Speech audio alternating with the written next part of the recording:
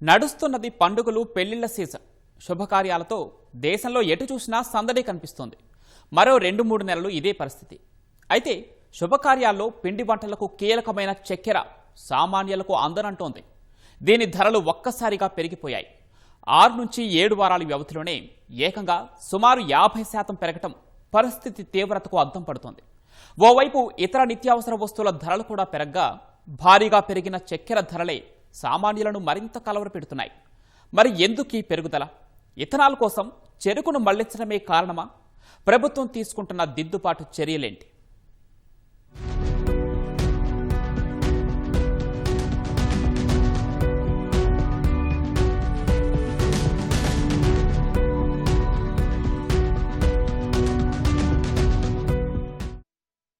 దేశంలో చక్కెర చేదెక్కుతోంది. ప్రజలు రోజూ తప్పక వినియోగించే ఈ తీపి పదార్థం ధరలు అంతకంతకు పెరుగుతున్నాయి. 6-7 వారాల వ్యవధిలో రకాన్ని బట్టి కిలో చక్కెర ధర 44 రూపాయల నుంచి 65 రూపాయలకు పెరిగింది. అంటే సుమారు 50% పెరుగుదల.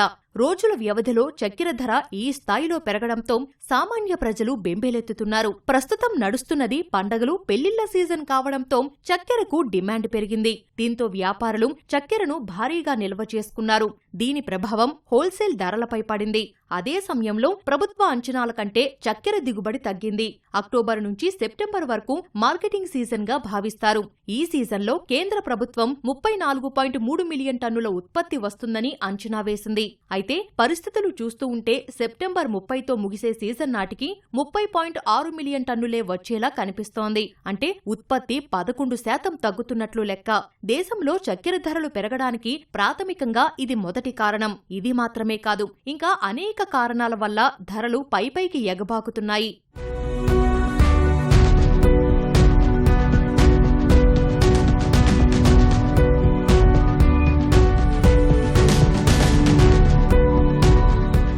చక్కెర ధరల పెరుగుదలకు ప్రభుత్వం చెబుతున్న కారణం ఎల్నినో వల్ల వర్షాలు తగ్గి చెరకు దిగుబడి తగ్గిందని.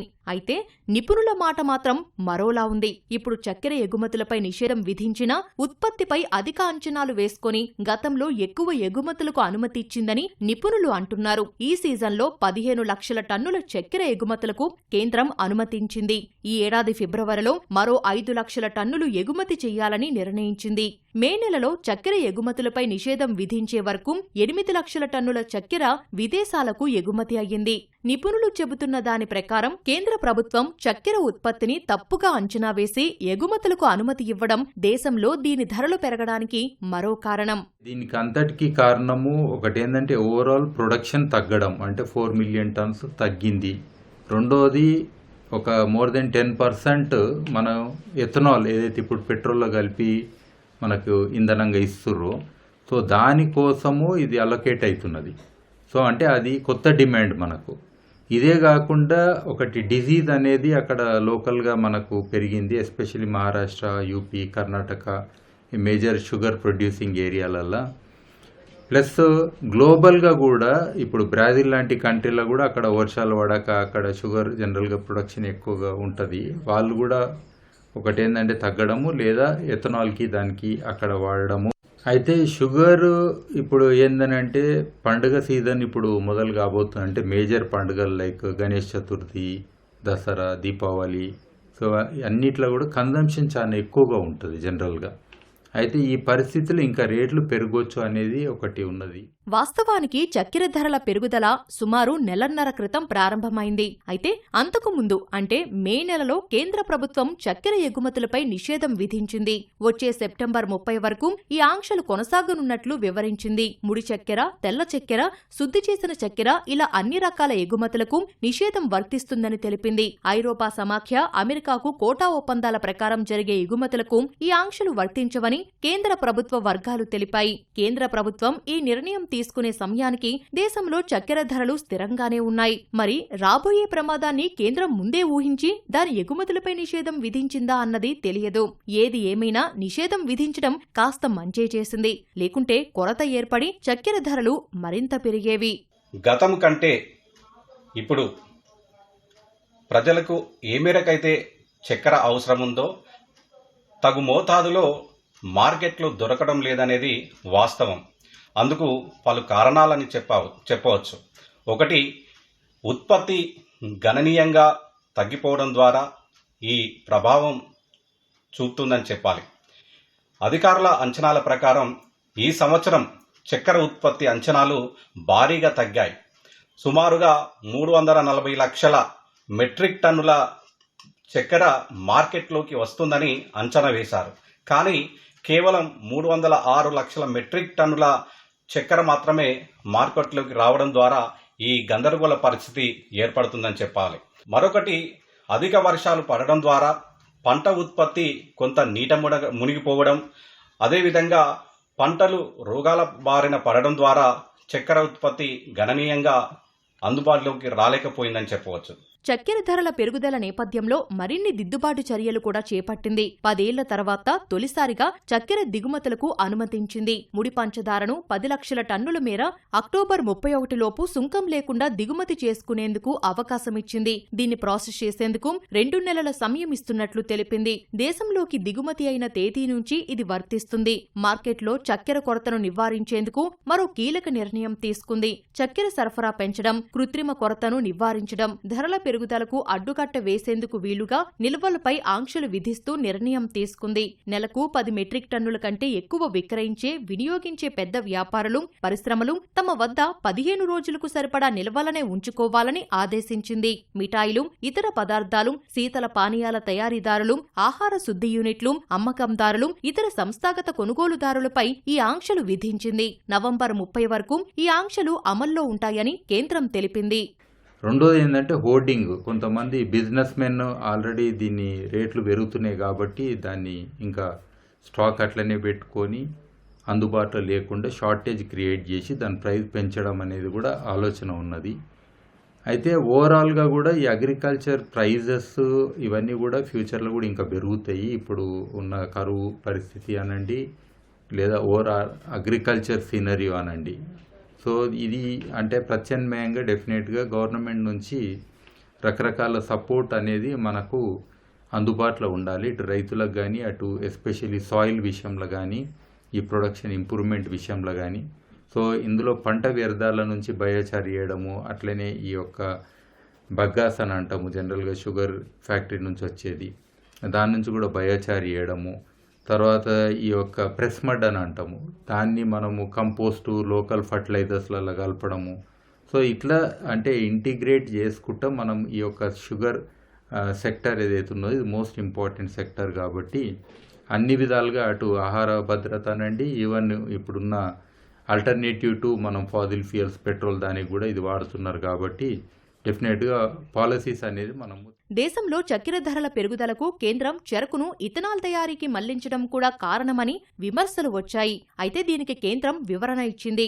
అది నిజం కాదని కేంద్ర వినియోగదారుల వ్యవహారాలు, ఆహారం, ప్రజా పంపిణీ శాఖ తెలిపింది. స్థానికంగా దిగుబడి తగ్గడం, పండగల వేళ డిమాండ్ పెరగడం వల్లే ధరలు పెరిగాయని తెలిపింది. చక్కెర తయారీదారుల సమాఖ్య ఇస్మా కూడా ఇదే విషయాన్ని స్పష్టం చేసింది. ప్రస్తుత మార్కెటింగ్ సంవత్సరంలో ఇథనాల్ ఉత్పత్తికి కేటాయించిన తర్వాత కూడా దేశంలో నికరంగా పంచదార ఉత్పత్తి 279 లక్షల టన్నులు ఉంటుందని తెలిపింది.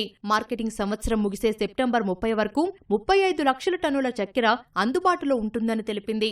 దేశంలో చక్కెర ధరలు దిగివస్తాయని ఇస్మా ఆశాభావం వ్యక్తం చేసింది. ప్రభుత్వం తీసుకున్న చర్యల వల్ల రీటైల్ మార్కెట్లో ధరలు తగ్గుతాయని తెలిపింది.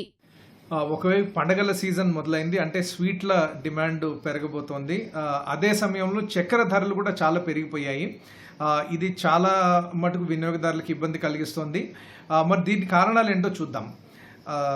ప్రభుత్వం ఒకవైపు చెప్తున్నది ఏంటంటే చెరుకుని ఇథనాల్ వైపుకి మళ్లించడం అనేది ఈ చక్కెర ధర పెరగడానికి కారణం కాదంటోంది. కానీ మనం గణాంకాలు చూస్తే పోయిన సంవత్సరం అంటే 2025-26లో రికార్డు చెరుకు ఉత్పత్తి జరిగింది. మొదటి ఎస్టిమేట్ కంటే చాలా ఎక్కువ ఉత్పత్తినే జరిగింది. అంటే 50 కోట్ల టన్నులకు పైగా చెరుకు గత సంవత్సరం ఉత్పత్తి జరిగితే చక్కెర ఉత్పత్తి మాత్రము వాళ్ళ మొదటి ఎస్టిమేట్ కంటే తక్కువ చక్కెర ఉత్పత్తి అయిందని ఇప్పుడు ప్రకటిస్తున్నారు. కాబట్టి డిమాండ్కి సరిపడా సప్లై లేదనేది ప్రభుత్వం చెప్తోంది.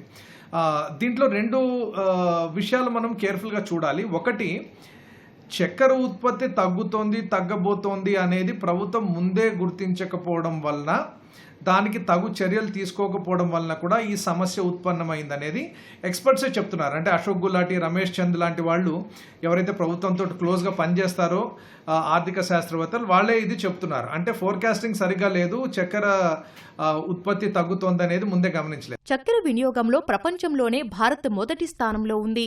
దేశంలో పత్తి తర్వాత చెరకు అతిపెద్ద వాణిజ్య పంట. వ్యవసాయ ఆధారిత రెండో అతిపెద్ద పరిశ్రమ కూడా.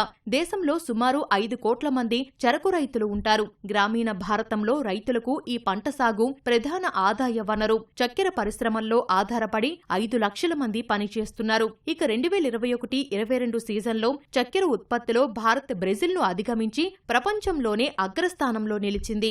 ఇంతటి గొప్ప చరిత్ర ఉన్న చక్కెర పరిశ్రమను వాతావరణ పరిస్థితులే రాబోయే సీజన్లో ప్రధానంగా దెబ్బతీయవచ్చనే అంచనాలు ఉన్నాయి. భారత్లో మొత్తం దేశీయ చక్కెర ఉత్పత్తిలో సగానికి పైగా మహారాష్ట్ర, కర్ణాటక నుంచే లభిస్తుంది. ఎల్నినో ప్రభావంతో ప్రస్తుతం అక్కడ తీవ్ర వర్షాభావ పరిస్థితులు నెలకొని చెరకు దిగుబడులపై ప్రతికూల ప్రభావం పడింది. అందువల్ల కూడా దేశంలో చెరకు ధరలు పెరిగాయి.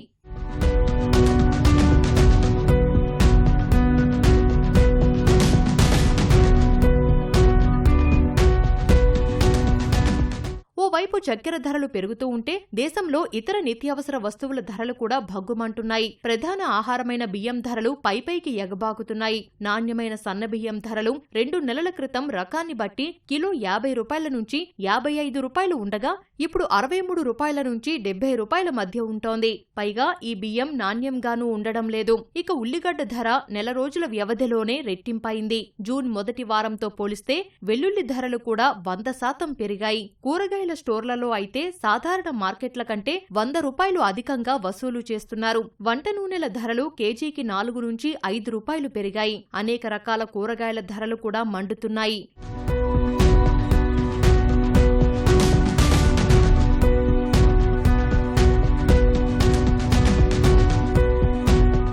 ఇతర నిత్యావసర వస్తువుల ధరలు ఎలా ఉన్నా రాబోయే రోజుల్లో చక్కెర ధరలు అంతగా తగ్గే అవకాశాలు కనిపించడం లేదు. ఎందుకంటే చెరకు సాగుకు చాలా నీరు అవసరమవుతుంది. ఎల్నినో వల్ల దేశంలో ప్రధానంగా చెరకు సాగుకు పెట్టింది పేరైన మహారాష్ట్ర, కర్ణాటకలో తీవ్ర వర్షాభావ పరిస్థితులు నెలకొన్నాయి. మరికొన్ని నెలలు కూడా ఇదే పరిస్థితి ఉంటుందని వాతావరణ నిపుణులు ఇప్పటికే హెచ్చరించారు. అందువల్ల రాబోయే రోజుల్లో చెరకు దిగుబడి తగ్గే అవకాశం ఉంది. పైగా ప్రస్తుత పండగలు, పెళ్లిళ్ల సీజన్లో డిమాండ్ భారీగా పెరగనుంది. అందువల్ల చక్కెర ధరలు పెరగడానికే తప్ప తగ్గడానికి అవకాశాలు కనిపించడం లేదు.